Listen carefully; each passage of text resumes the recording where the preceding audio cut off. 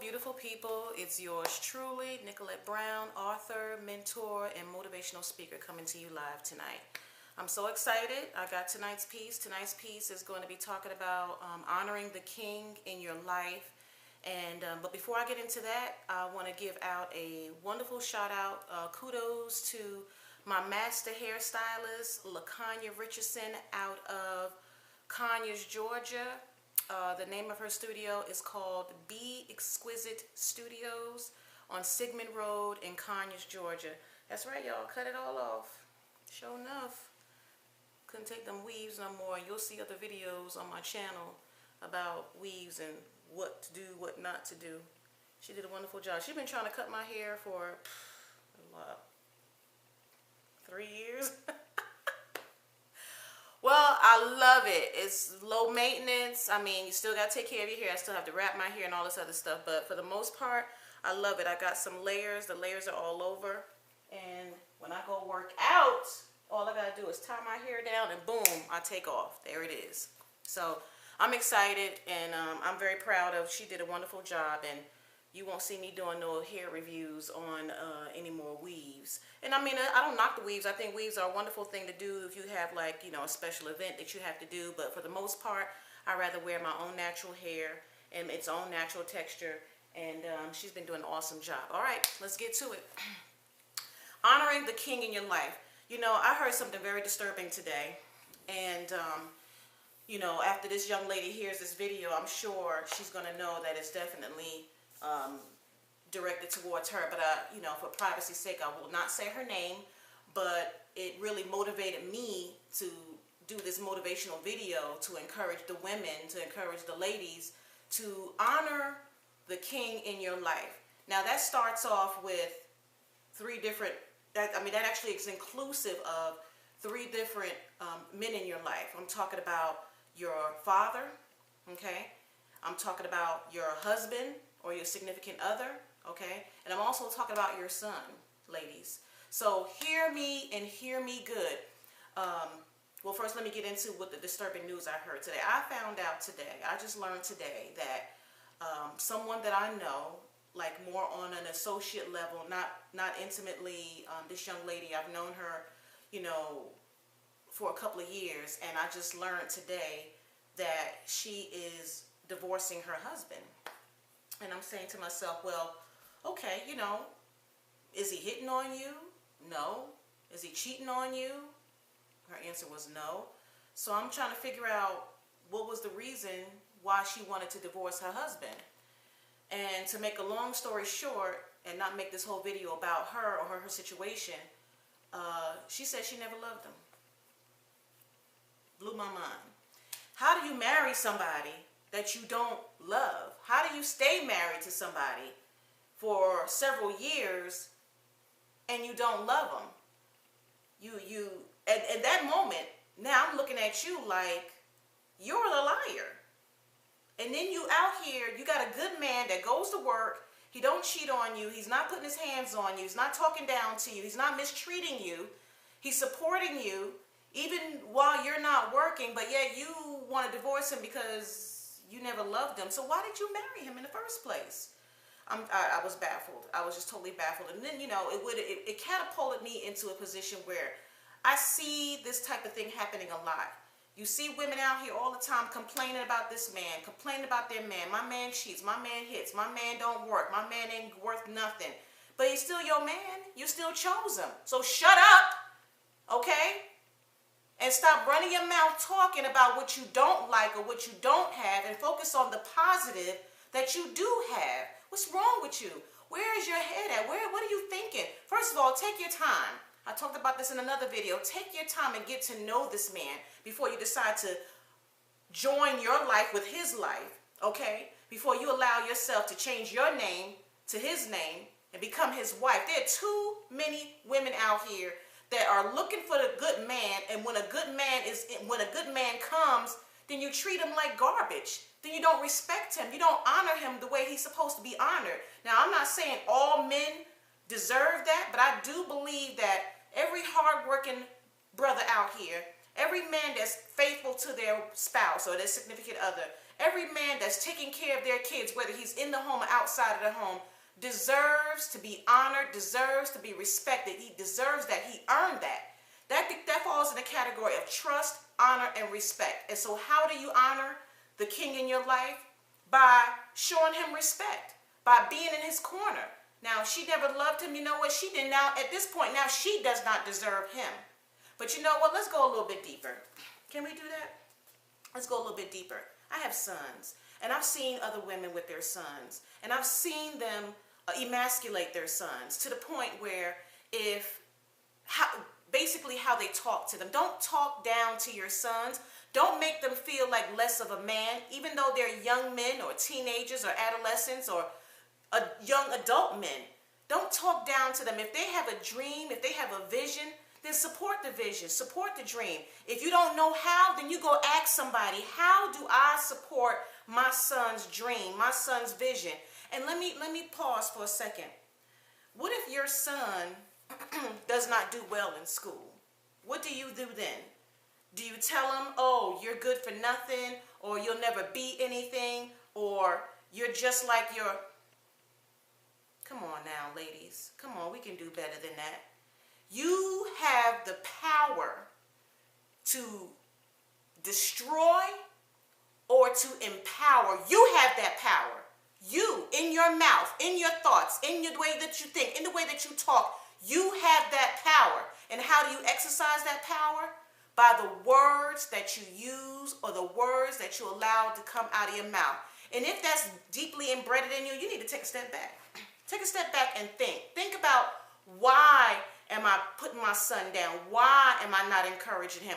Why is he not doing well in school? What have I as a parent, whether you're married or not, single parent or in a couple, what are we doing as parents, okay, that has allowed him to put himself in that position where he is not doing well in school? Could it be something that you're saying? Could it be something that you're not saying?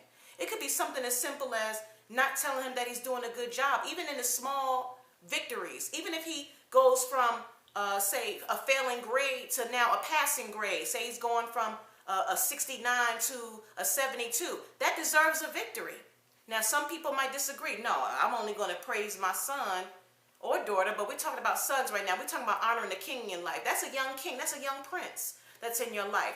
Once you take the time out to love on yourself and understand who you are and the power that you have within you and the power of your words that you speak out to your children, to your sons, then you'll understand exactly how, you'll understand the magnitude of how much power that you have to encourage, to edify, to empower your own son, your young prince, your young king in training. Next, your spouse. Ladies, I can't stress this enough to you. Once you decide to commit yourself to your husband, you get married and you decide this is where you want to be for the rest of your life. I don't care if the man is working or not working. If he's not hitting on you, if he's not disrespecting you, if he's not cheating on you, you are responsible. You are responsible for honoring that king in your life. Now, I'm not saying all men deserve that title of being a king, because, you know, you got some men out here that might drink too much, that might be doing drugs or whatever. That's your choice, okay? I can't encourage you to make two wrongs to make it right. I can't encourage you to do that. What I'm saying to you, I'm speaking to the ladies that have good men in their lives. I'm challenging you to take it to the next level and honor the king in your life. You know what? It's also very important when we don't say anything. You got to... You know, this is so important, ladies. If your husband is going to work every day and he's paying the bills and you paying the bills together, I'm not talking about what you're doing together. I'm not talking about, you know, you guys working together. I'm not talking about that. I'm talking about him by himself, what he's doing himself. Recognize that. Say, thank you, honey. I appreciate you. I respect you. And then go beyond your words and put it into action. You know, serve him a meal. Don't say you cooked, okay, or he need to cook too. Get rid of that attitude, okay, and take on the responsibility of who you really are at the core. You're a queen, and a queen serves her king. It is a joy. It is a pleasure, Okay? And once your man sees you in that light, when he sees that, then that catapults him into a position where he wants to do more. He wants to work harder. He wants to love harder. He wants to give you more. But if we sit back and we just be lazy and don't want to serve the king in your life, I mean, and this is including your sons too. I'm not saying, oh, bow down and be a slave. I'm saying submit yourself one to another. And don't focus so much on what he's doing. Just focus on what you're doing. Okay? Be grateful. Have an attitude of gratitude. Okay? Now let's take it to the next level. The third portion. Your dad. Ladies, I know everybody wasn't raised by their dad. Some ladies had the benefit, like I've had the benefit of being raised by my dad and having a close relationship with my father. My father lives approximately 800 miles away from me now. I live in the state of Georgia, and my home state is New Jersey, and that's where my dad and my stepmom and my extended family, they live right now. Let me tell you something. Ladies, it is our responsibility, okay? I'm challenging you. It is your responsibility to honor that king in your life. That is your dad. That is your father. I don't care if he wasn't there for you. I don't care if he didn't raise you.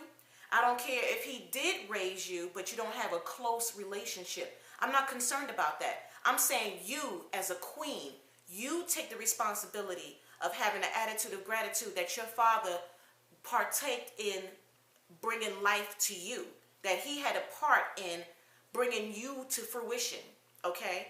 Now, some of us have great dads. You've had your dad all your life. You know, he was always there for you. He taught you how to ride a bike, taught you how to tie a shoe, probably taught you how to drive a car. And that's wonderful. And you know what? He deserves that gratitude as well. He deserves to be honored for that as well. But I'm talking about adult women now. I'm talking about adult women who have their own families that are not as close to their dads as they used to. Reconnect with your dad. Even if, and I'm not just saying this because Father's Day is fast approaching. I'm saying this because this is our response. This is our moral responsibility as queens to not only demonstrate this love and adoration for our dads, because he's also a king in our life, but also so that our sons can see us not only honoring them, honoring their dads, okay, but also honoring our own dads. And in the long run, long term, when you think about this, and the reason why this is so important is because this allows us as queens to really get in touch with who we are. Because now that we've shared all this love and we've given out all this love and we've honored the kings in our life, now it will come back. We're sowing seeds of love. We're sowing seeds of honor. We're sowing seeds of generosity. And the universe has to bring that back to you. God himself will step in and say, you have honored your parents, you have honored the king, the husband that I've given to you, and you've honored the kings, the young princes in training, the young kings in training that I've allowed you to birth out of your womb. So now, in turn, now this is your time to shine. And I'm not saying this is the only reason why you should do it so it can come back to you. That's not what I'm saying. I'm saying it's our responsibility to set a standard and to be that example for our men in our life and to respect them and to honor them. The media is all over the place, tearing men down. You got certain people, celebrities, football stars, athletes, actors. They're all over the media. You know, you see people making a mockery of what marriage is all about. Real husbands of Hollywood. They make a mockery of what a genuine marriage is all about. You see television shows. Even now, I saw a television show earlier tonight. I think it was called Stay Together. This young man is, according to his character in the show, he's an attorney. But yet he's walking around, wandering around like he don't know what he wants to do with his life. Now, granted, that could possibly happen to the average individual. But now we have to look at him. He has a family, he has a wife. His wife is supporting him. Come on now.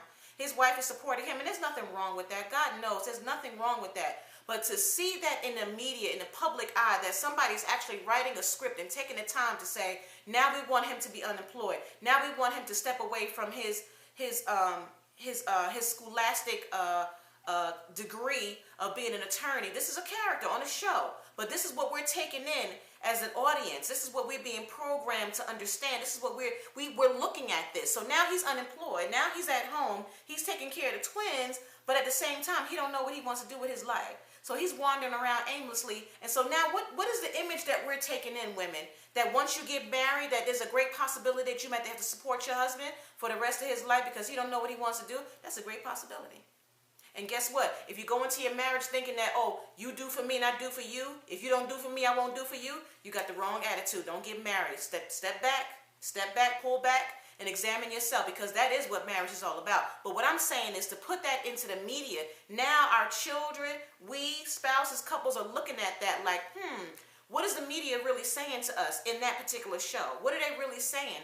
That, you know what, this is a real marriage. You can look at it twofold. Yes, this is a real marriage and this is real things that are happening to real couples, or a black man can't keep a job.